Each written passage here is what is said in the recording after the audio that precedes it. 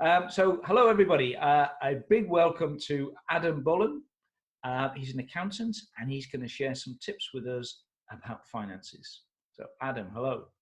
Hi, John. How you doing? I'm good, thanks very much. So, a strange time for lots of us. So, small businesses that are struggling financially, where should they start? Well, it can all be a bit daunting, knowing where to look. So I think my advice would be there's a lot of government support out there, and that would be my first port of call. If you just literally just go on your search engine and type in hmrc.gov.uk, and there's a link at the top of every page that says coronavirus, what you need to know.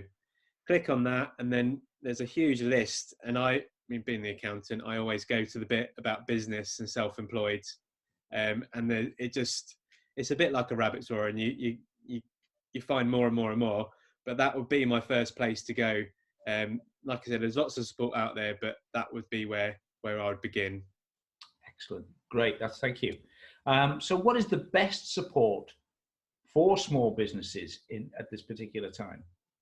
So what I would say is it's different depending on whether you've got employees or not. If you've got employees, the best support is the Coronavirus Job Retention Scheme. Rolls off the tongue. Basically, it's the scheme where you can claim back 80% of your employees' wages. And because it's a grant, you don't have to pay it back. And it would just mean that you don't have to lay your staff off. Which benefits you as a business and benefits the government, because you haven't got more unemployed people. Well, it's going to be great to see that something at the other side, because there is another side, and it's not a million miles away. Hopefully, is it? Hopefully.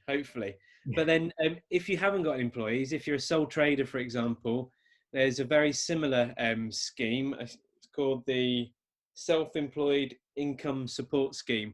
And it's a similar arrangement where you can get 80% of not your wages, your profits, which when you're self-employed, sole trader, that is essentially your wages. So they judge that on your last 3 years of accounts or self-assessments. But you can't claim for that yet. They haven't set that up, and it's due to come out in the middle of May, due to be paid in June. So if you are a sole trader, just have to sit tight for a little bit longer on that one. Okay, good stuff. So what other support is available for small businesses out there? Well, so there's all sorts of things. Again, it's all on that. There's loads on that government website, but there's things like there's a tool you can follow where you put it's basically like a questionnaire, and you put in your detail, high level details, yes, no answers. And it will tell you what support you can get as a business.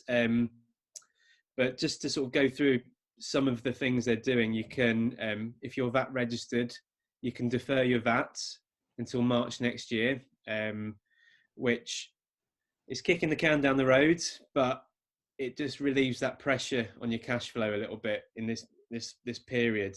There's also business interruption loans. So if you feel like you need to borrow money, there's lots of banks are offering that.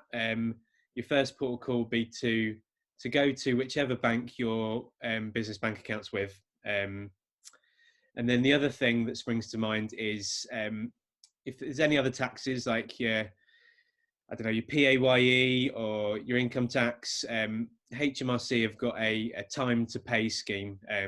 Just pick up the phone to them and they'll arrange a payment plan with you.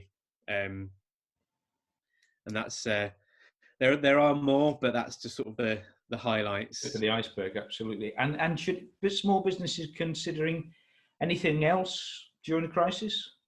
Well, the thing is, with all these schemes on offer, it's easy to get a bit lost. You can't see the wood for the trees, but sometimes you've got to take a step back and think about the basics. So with your finances and accounting, it's just money in, money out. So what I would say is look at your bank statement or look at your accounting system, whatever it is you use, and have a look at what you're spending each month. you're going to have regular subscriptions, licenses, all sorts of things. See if you can put things on hold. See if you can cancel things. See if you can,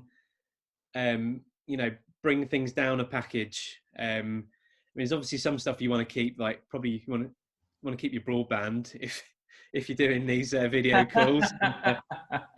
Yeah, but essentially, just look at your ins and your outs and cut your cloth accordingly, basically.